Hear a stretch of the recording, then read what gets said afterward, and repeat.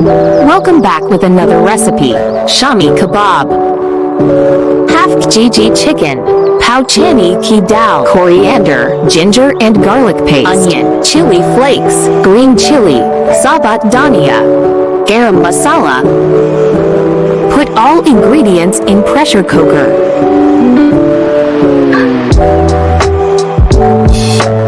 Cook it for 15 to 20 minutes. Mash the dal. Separate the chicken into fibers. Put garam masala, coriander and chicken in dal. Mix it well. Now give shape. Fry them in cooking oil.